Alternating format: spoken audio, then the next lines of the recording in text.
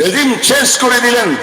আমি মিজান বলছি, এমন কোন আমল আমাদের মধ্যে ছিল না, এমন কিছু আমরা করি নাই আল্লাহর জন্য যে আল্লাহ পাক বদরের সাহাবীদের মতো বিজয় আনি দিবেন আমাদেরকে।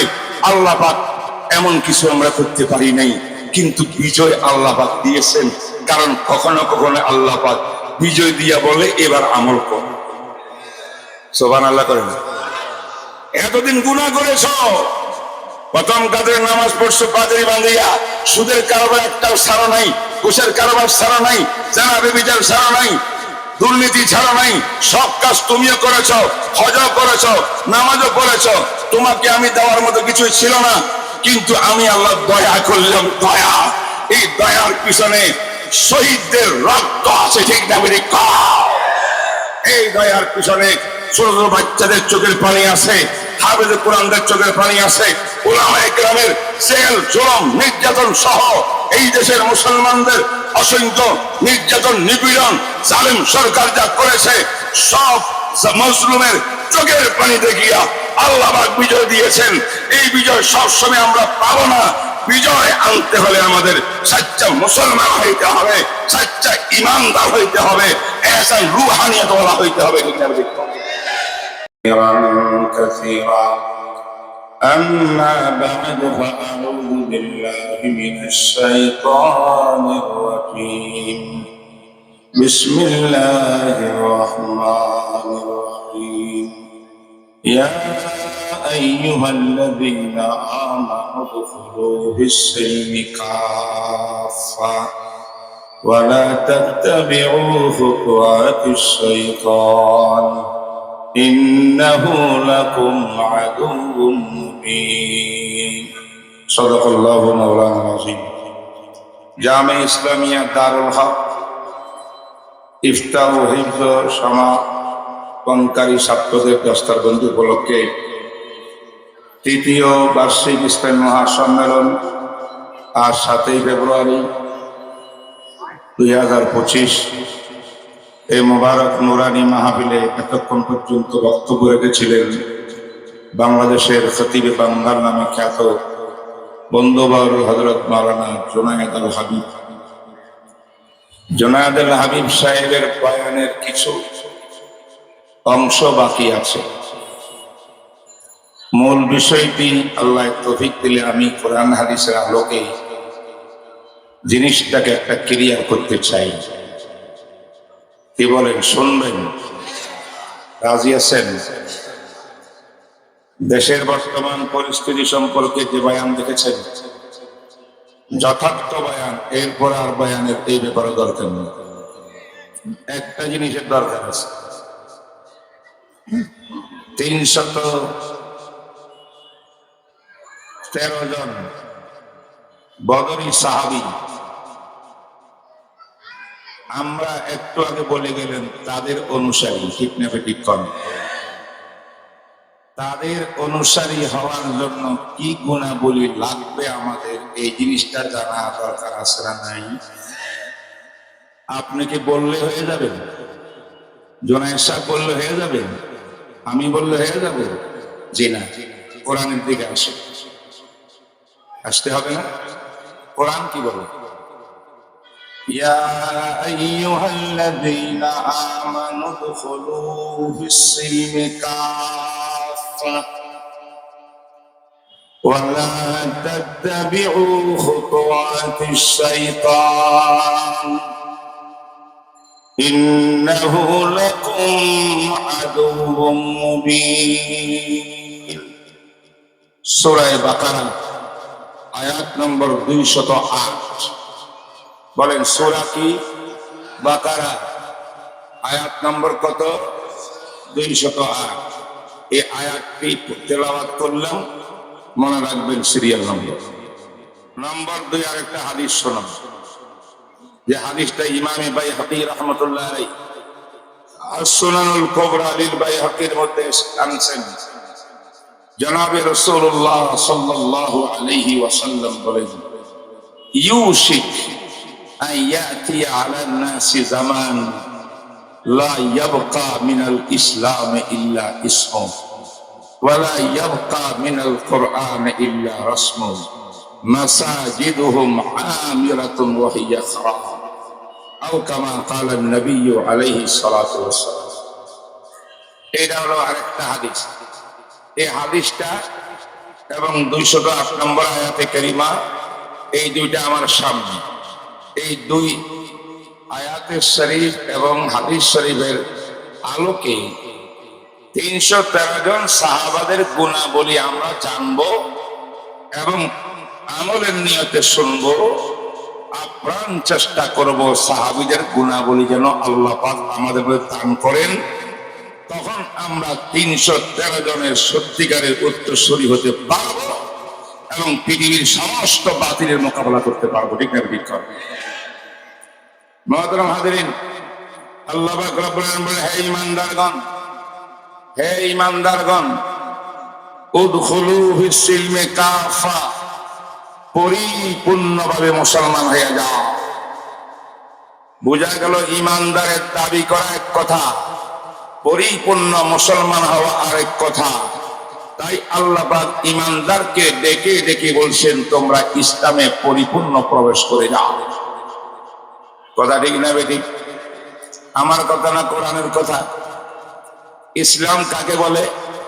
ইসলাম নামাজের নাম, ইসলাম ওযুর নাম, ইসলাম তাহাজ্জুদের নাম, ইসলাম কোরআন তেলাওয়াতের নাম, ইসলাম রোজার নাম, ইসলাম তারাবির নামাজের নাম, ইসলাম হজের নাম, ইসলাম যাকাতের নাম, ইসলাম হালাল খাওয়ার নাম, ইসলাম হারাম বর্জন করার নাম, ইসলাম আল্লাহর বিধানকে জমিনে বাস্তবায়ন করার নাম, তাগুতি শক্তির বিধান জমিনে বাস্তবায়ন করা কুফরি মতবাদ থেকে তওবা করার নাম ইসলাম। ঠিক না বেরিয়ে কর? আল্লাহ পাক বলেন পরিপূর্ণ ইসলামে প্রবেশ করো। পরিপূর্ণ ইসলাম বলতে কি বুঝাইলেন আল্লাহ? ভালো করে শুনুন। 313 জন সাহাবীরা কি ছিলেন? 1 নম্বর, পরিপূর্ণ ইসলামের প্রথম ইসলাম হইল আল আকিদাতুস সাহিহা। আমার আপনার আকীদা গুলা শিরিক মুক্ত হওয়া লাগবে, বেদাত মুক্ত হওয়া লাগবে। আমল হবে বেদাত মুক্ত, আকীদা হবে শিরিক মুক্ত। বলেন সুবহানাল্লাহ। আমানতু বিল্লাহি ওয়া মালাইকাতিহি ওয়া কুতুবিহি ওয়া রুসুলিহি ওয়াল ইয়াউমিল আখিরি ওয়াল কদরি খাইরিহি ওয়া শাররিহি মিনাল্লাহি তাআলা ওয়াল বা'সি বা'দাল মাউত।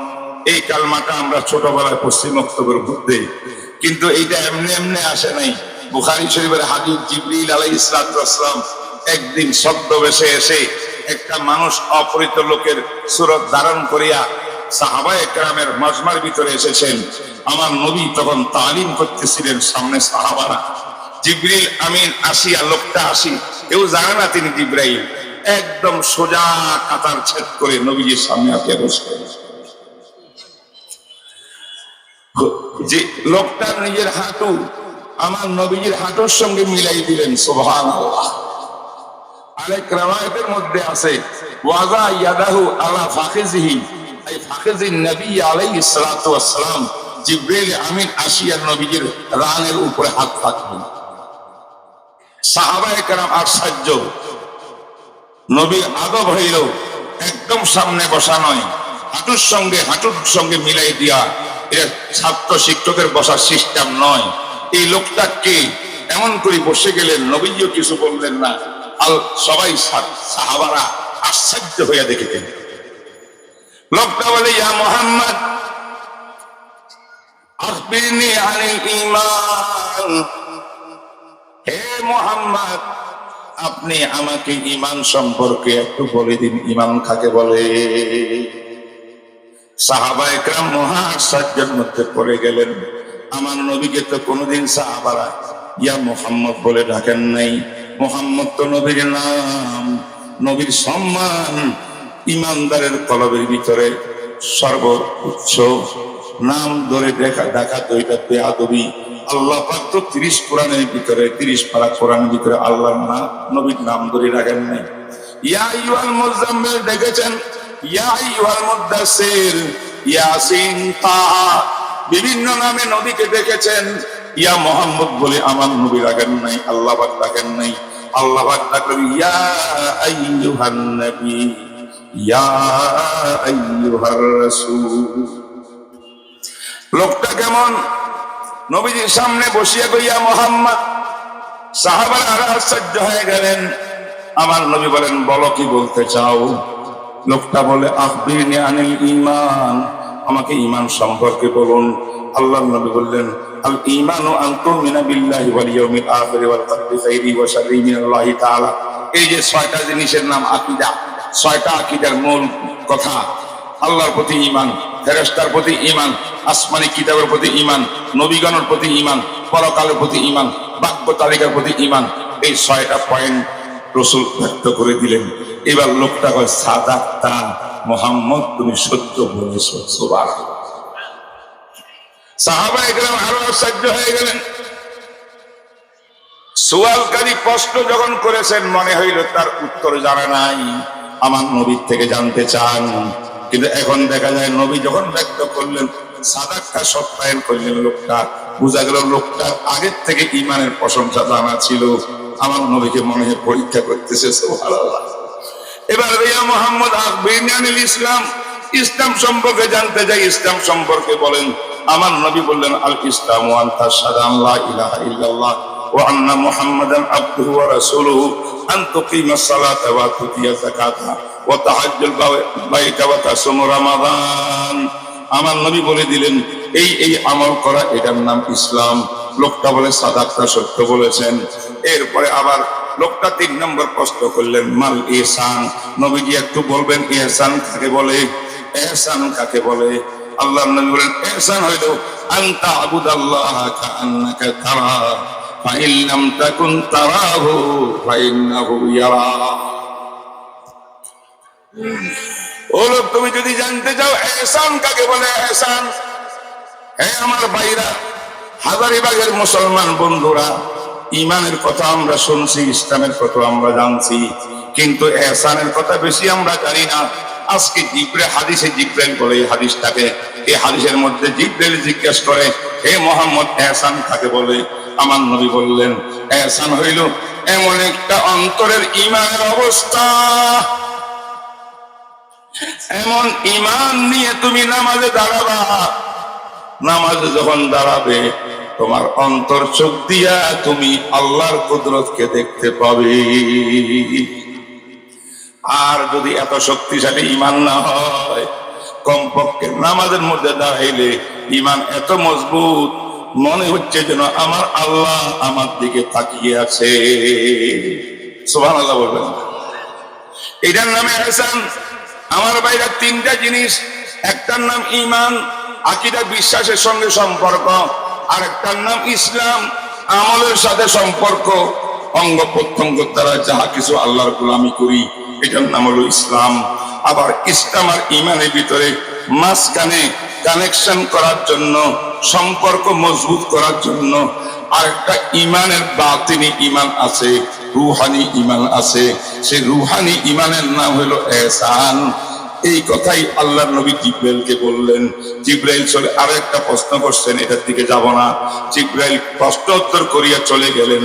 আমার নবী জিজ্ঞেস করে আমার সাহাবারা চিনছনি লোকটা কে? হুজুর আমরা তো কেউ চিনি না। মদিনার লোক হইলে আমরা চিনতাম, দূরের লোক হইলে তার মধ্যে সফরের আলামত চিহ্ন থাকতো। এমন লোক আসলেন সফরের থেকেও আসেন নাই, মদিনার লোক না আমরা কেউ চিনি না। লা ইয়ারিফুহু মিন্না আহাদ, বুখারী শরীফের হাদিস, কেউ চিনি না আমরা তাকে। আল্লাহ নবী তখন বললেন হাদা জিবরিল, আল্লাহু আকবার, হাদা জিবরিল জাআকুম ইউআল্লিমুকুম দীনাকুম। এটা জিবরিল আমিন, আল্লাহ পাক আমার কাছে প্রেরণ করেছিলেন প্রশ্ন উত্তরের মাধ্যমে তোমাদের সবাইকে দ্বীন সম্পর্কে জানাইবার জন্য। আল্লাহু আকবার, আল্লাহু আকবার। এই দ্বীন যদি আমাদের মধ্যে থাকে, ঈমান থাকতে হবে 100%, ইসলাম আমল থাকতে হবে 100%, আর রুহানিয়তের ঈমান কলবের অবস্থা, রুহানিয়ত থাকতে হবে 100%। এই 3টা গুণ যদি আমার মধ্যে থাকে, আমি হব আবু বকরের মতো ইমানওয়ালা আমলওয়ালা, তখন আমি হব উমরে ফারুকের মতো ইমানওয়ালা আমলওয়ালা, আমি উসমানের মতো 1,24,000 সাহাবায়ে কেরামের মতো আমার ইমান হবে, তাবিঈনে কেরামের মতো আমার ইমান হবে, আবু হানিফার মতো, মালিকের মতো, শাফির মতো, ইমাম আহমদের মতো আমার ইমান হবে, ইমাম বুখারীর মতো, ইমাম মুসলিম, ইমাম তিরমিজি, ইমাম আবু দাউদ, ইমাম নাসাই, ইমাম ইবনে মাজাহ সহ মুহাদ্দিসিনের মতো আমার ইমান হবে, আব্দুল কাদের জিলানীর মতো আমার ইমান হবে, মাইনুদ্দিন চিশতির মতো, আজমিরির মতো আমার ইমান হবে, খাজা বাহাউদ্দিন নকশবন্দির মতো আমার ইমান হবে, সাহারাওয়ার্দীর মতো, চার কুতুবের মতো আমার ইমান হবে। এই ইমান যদি বানাইতে পারি, সেই দিন একবার মুসলমানের নারায় তাকবীর আল্লাহু আকবার দিবে, সমস্ত বাতিল বেঈমানরা গর্ত তালাশ করিও পাবে না। ভাইরা জানে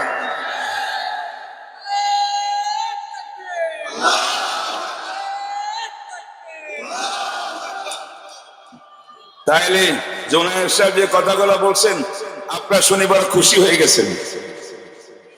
আল্লাহ দয়া আছে, আমরা যোগ্য ছিলাম না। 5ই আগস্ট এই দেশ যে আল্লাহ পাক শান্তির দেশ বানিয়ে দিলেন, এই কথাগুলো জোনায়ের সাহেব বলেননি, সুযোগ পাই নাই, সময় পাই নাই। এটা ওনার বয়ানের সম্পূরক বয়ান। কথাটা বুঝছেন না? বুঝেননি? এবার আমি একটু উদাহরণ দিই, রাজি আছেন? সাহাবাদের ঈমান কেমন, আমি ওই রকম ঈমানওয়ালা হইতে হবে। কারা কারা ঈমানওয়ালা হওয়ার জন্য, পাক্কা ঈমান হওয়ার জন্য তৈরি? ইনশাআল্লাহ। আল্লাহ তুমি কবুল ফরমো, মঞ্জুর ফরমো। দোস্তরা, একটা হাদিস শোনাই একজন সাহাবী ঈমান কেমন ছিল। সাহাবীর নাম হযরতে হারেসা ইবনে নোমান। কোন হাদিসের কিতাবে তার বাবার নাম আসছে মালিক, ওনার নাম কিন্তু হারেসা। একদিন মদিনা মুনাওয়ারার মধ্যে যুবক সাহাবী মদিনার রাস্তার ভিতরে ফজরের নামাজের পরে আমার নবী বের হইছেন হাঁটার জন্য। ওই সাহাবীটা বাড়ির থেকে মায়ের খেদমত করিয়া পাগলের মতো ছুটি আসছেন নবীর দরবারে। কারণ একদিকে নবীর আশেক, আরেকদিকে এই যুবক হলো মায়ের আশেক। সুবহানাল্লাহ। মায়ের খেদমত করে সারা রাত দিনের মধ্যে আসিয়ে বিশ্ব নবীর দরবারে করে থাকে। দৌড়তে দৌড়তে আসতেছেন, রাস্তার ভিতরে আমার বিশ্ব নবীর দেখা। আল্লাহু আকবার। যার তালাশে আসছেন সাহাবী হারেসা, উনি কো পাইয়া গেছেন রাস্তার ভিতরে। এবার সালাম কালামের পরে আমার নবী জিজ্ঞাসা করেন, হে হারেসা কাইফা আসবাহতা? উলামায়ে কেরাম হাদিসটা লক্ষ্য করেন। আল্লাহু আকবার। আশ্চর্যজনক এক হাদিস। নবী জিজ্ঞাসা করেন, আমি হাদিসে রিডিং করতেছি আপনাদের সামনে, ইয়া হারেসা কাইফা আসবাহতা? তুমি সকাল কেমন করি করলা, রাত তো কেমন কাটাইলা, একটু আমাকে বলো।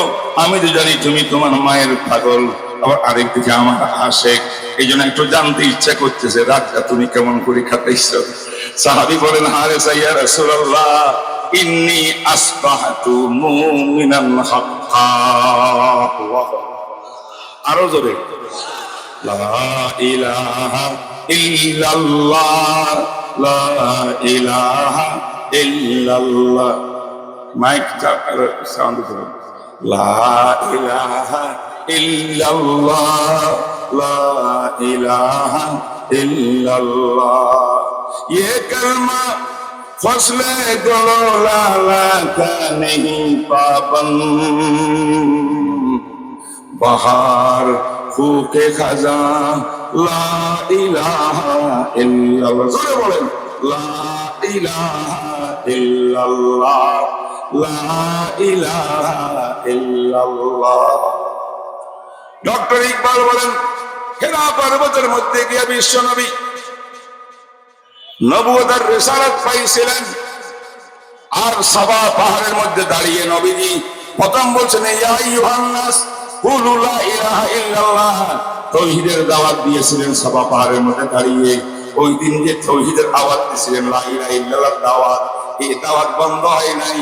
এই দাওয়াতটা কালমায়ে তাওহীদ কোনদিন শীতকালের দিকে সীমাবদ্ধ না, গরমকালের সঙ্গে সীমাবদ্ধ না, মাহফিলের সঙ্গে সীমাবদ্ধ না, মসজিদের সঙ্গে সীমাবদ্ধ না, মুসলিম দেশের লোকের সীমাবদ্ধ না। অমুসলিমদের সঙ্গে সীমাবদ্ধ না। যেখানে আল্লাহর বান্দা মুমিন থাকবে সেখানে লা ইলাহা ইল্লাল্লাহ থাকবে। ঠিক না বেটি?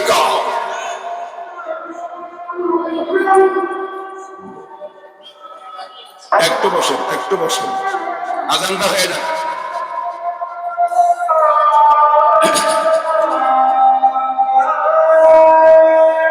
কেউ উঠবেন না, একটু জরুরি কথা। আমি 10 মিনিটে আমি মেইন কথাটা বলে দিচ্ছি।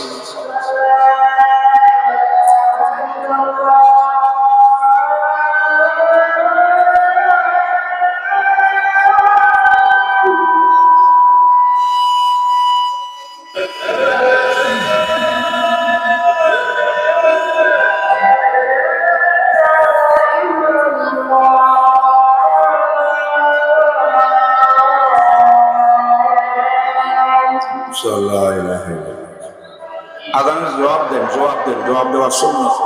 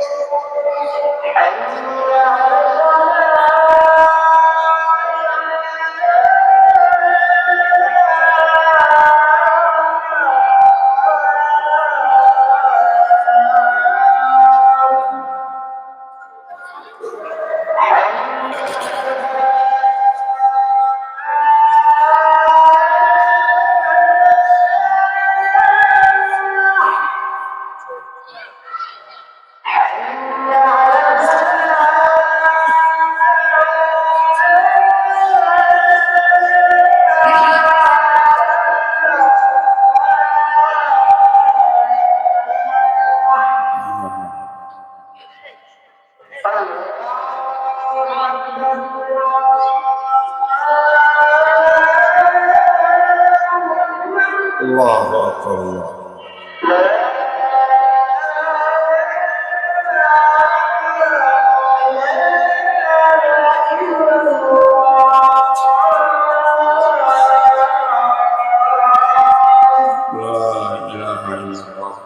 اللهم رب هذه الدعوة التامة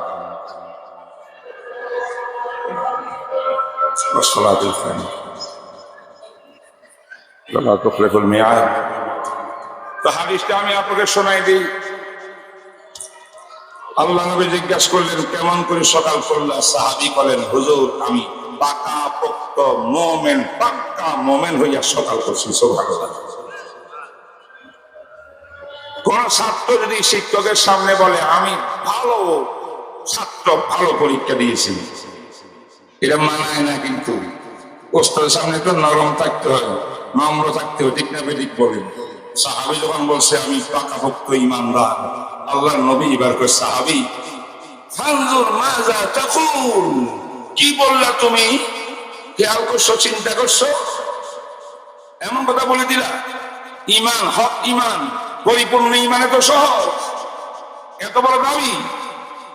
সাহাবী একটু লজ্জিত হয়েছেন। এবার নবীজি বলে, পরীক্ষার জন্য রেডি হয়ে যাও। আমি জিজ্ঞাসা করি, ইন্না লিকুল্লি শাইইন হাকীকাতুন ওয়া মা হাকীকাতু ঈমানিকা। ও আমার সাহাবী, প্রত্যেকটি আমলের একটা বাহ্যিক রূপ আছে, নামাজের একটা বাহ্যিক রূপ আছে। ঠিক না বেঠিক বলেন? আবার আরেকটা, নামাজের মধ্যে বাতিনি একটা অবস্থা আছে, যে কথা আল্লাহ রাসূল ইহসানের ব্যাপারে বলছিলেন, আনতা আবুদাল্লাহ কান্নাকা তারা, অন্তর দিয়ে আল্লাহকে দেখতে পারা। এটা হলো রুহানি নামাজ। এটা বাহ্যিক নামাজ, এটা রুহানি নামাজ। বাহ্যিক রোজা, সারাদিন কিছু খায় না, গুনাহ করতে করতে শেষ, কিন্তু গুনাহ কোনো কমতি নেই। কিন্তু এই রোজা তো রোজা নয়, বাহ্যিক রোজা মাত্র। আসল রোজাদার দিনে হবেন তৃত। যেমন 3টা কাজ না খাইয়া থাকবেন, তেমনি ভাবে কোন গুনাহ আল্লাহর নাফরমানি রোজা অবস্থায় করতে পারবে না। ঠিক না বেঠিক বলে? আমার ভাইরা, আমার নবী বললেন লিকুল্লি শাইইন হাকিকা ওয়া মা হাকিকাতু ঈমানিকা, ঈমানের হাকিকত কি একটু বলো। এবার সাহাবী বলেন ইয়া রাসূলুল্লাহ, আমার ভুল হইলে মাফ করে দিবেন, আমি একটু আমার অবস্থা বলি। আমি ঈমানকে বুঝছি যতটুকু, ঈমান হক বানাইবার জন্য, ঈমানের রূহানিয়ত শক্তি বৃদ্ধি করার জন্য আমি সাহাবী আযাবাত নাফসি আনিদ দুনিয়া, আমি দুনিয়ার কুকুর হই না, দুনিয়ার পিছনে লালায়িত নয়, দুনিয়া বিমুখ, দুনিয়া বিমুখ। পৃথিবী যদি আসে দুনিয়ার কোন মাল দৌলত অর্থ সম্পদ পিছে পিছে আসবে আমার প্রয়োজন অনুযায়ী। আমি কোনোদিন মাল সম্পদের জন্য কোন লালায়িত নয়, সম্পদ পদের জন্য লালায়িত নয়, আমি ইজ্জতের জন্য লালায়িত নয়। দুনিয়া তো আমাদের জন্য, কাফেরের জন্য, সবার জন্য আছে। আমার মকসুদ হলো আমার আল্লাহ। আযাবাত নাফসি আনিদ দুনিয়া। 2 নম্বর হলো ওয়ালিযালিকা আসহারতু লায়ালি, ঈমান মজবুত করার জন্য আমি আপনার সাহাবী রাতে ঘুমাইতাম না, অল্প অল্প টাইম আমি ঘুমাইতাম, অধিকাংশ রাত আমার চোখের পানি দিয়া যাইতো। তাহাজ্জুদের নামাজ আমি পড়তাম দীর্ঘ টাইম পর্যন্ত, কানতে কানতে গুনাহ মাফ চাইতে চাইতে আমার আল্লাহর কাছে আমার জায়নামাজ ভিজে যাইতো আমার চোখের পানি দ্বারায়। আল্লাহ নবী, এই হলো আমার 2 নম্বর আমল। বলে যালিকা আজমাতু নাহারি।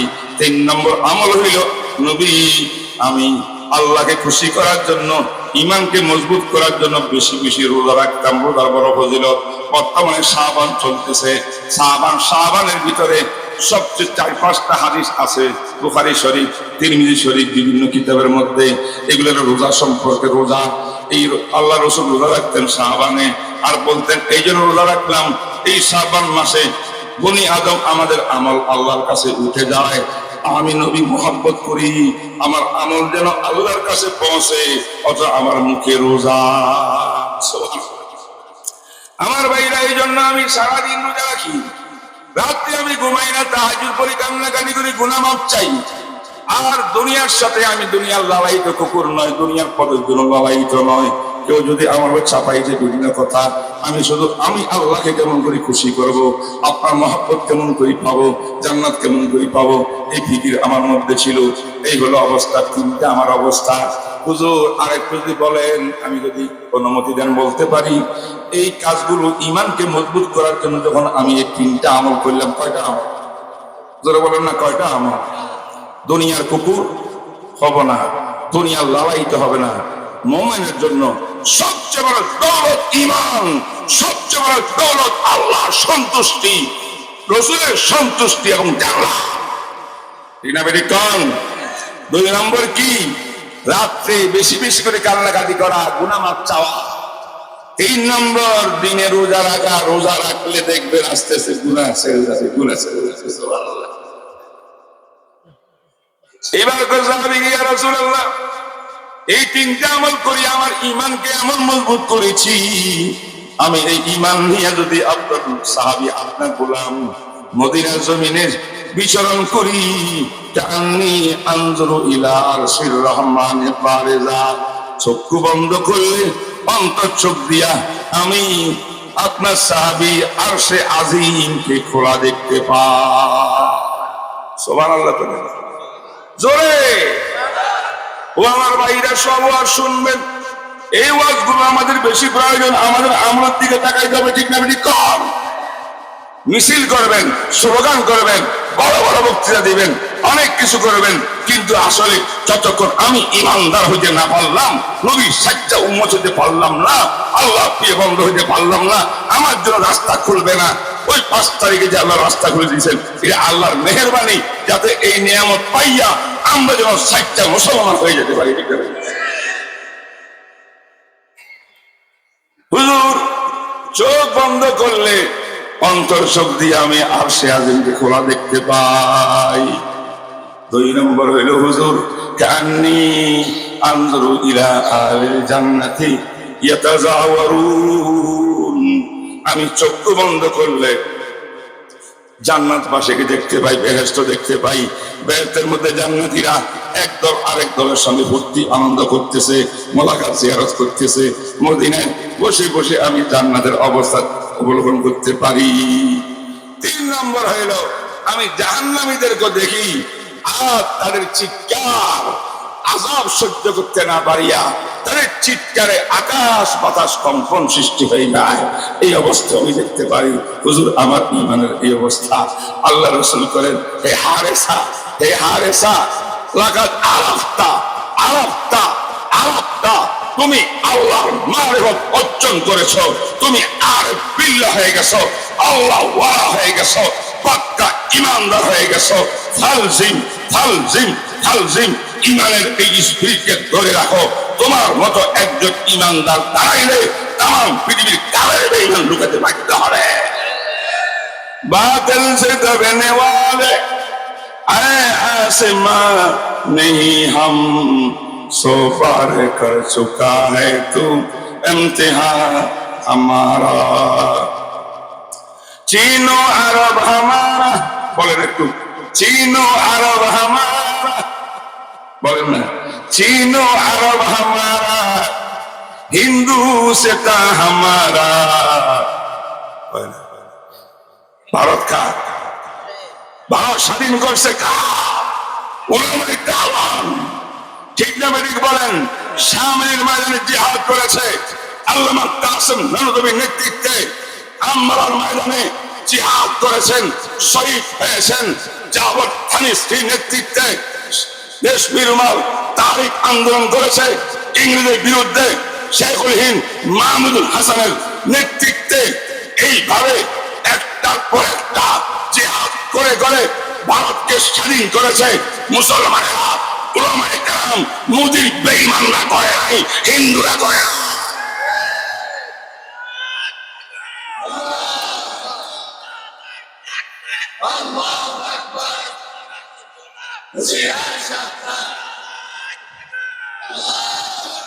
चीनो अरब हमारा, हिंदू से था हमारा, मुस्लिम है हम वतन है सारा जहां हमारा।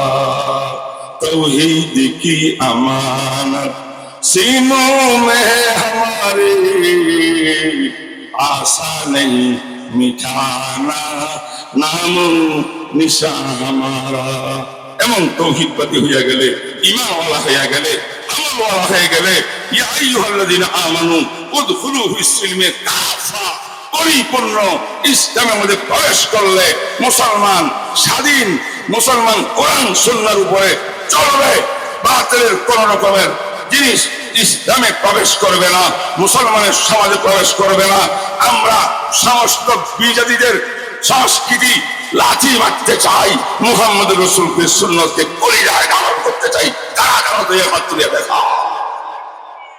আল্লাহ তুমি কবুল ফরমাও, কবুল ফরমাও, আল্লাহ কবুল ফরমাও। এবার আপনাদের বুঝে আসছে কিনা, এবার একটু বুঝে আসছে কিনা?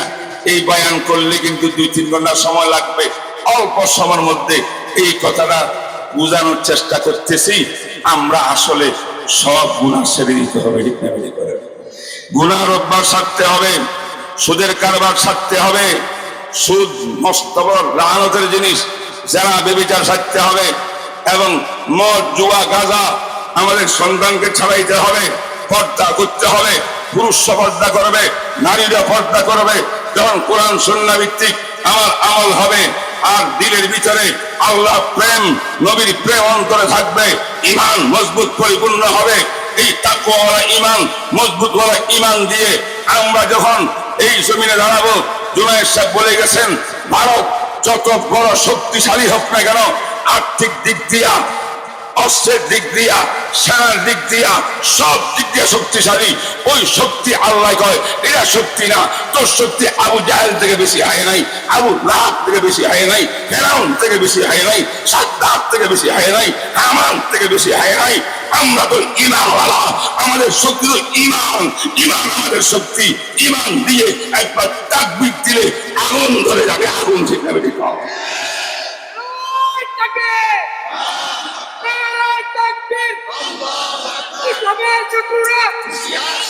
Hushiyar Şahmat! আল্লাহ তুমি বাংলাদেশকে হেফাজত করো, কোন জালেমের হাতে এই জাতিকে আর তুলে দিও না আল্লাহ। আমরা সুবিচার চাই, অধিকার প্রতিষ্ঠা করতে চাই, ইনসাফ চাই, আদালতে ইনসাফ চাই, সমাজে ইনসাফ চাই, সব জায়গায় ইসলাম চাই।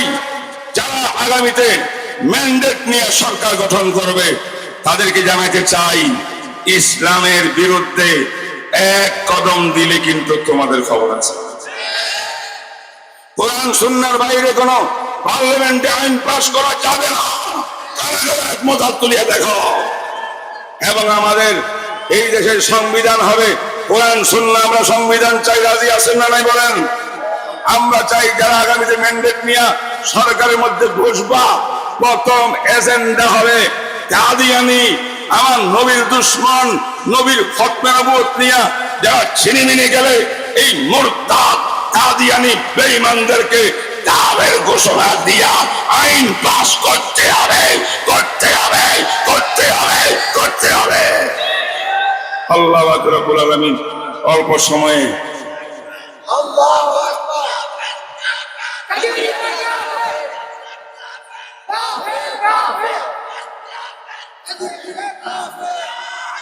আল্লাহ মাহমুদ সবই কান্দতে কান্দতে কবরে চলে গেছেন। কোন সরকার আমাদের কথা শুনে নাই, কাদিয়ানিকে কাফের বলে নাই, ঠিক না? ঠিক না।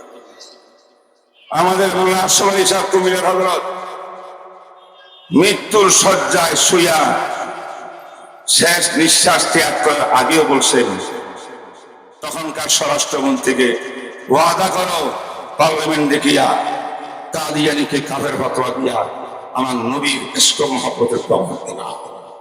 সবাই ওয়াদা করেছে, অনেক রক্ত জ্বলেছে, শহীদ বাড়িয়া বিবাড়িয়া শহীদ বাড়িয়া হয়েছে, অনেক কিছু হয়েছে, কেউ কর্ণপাত করে নাই।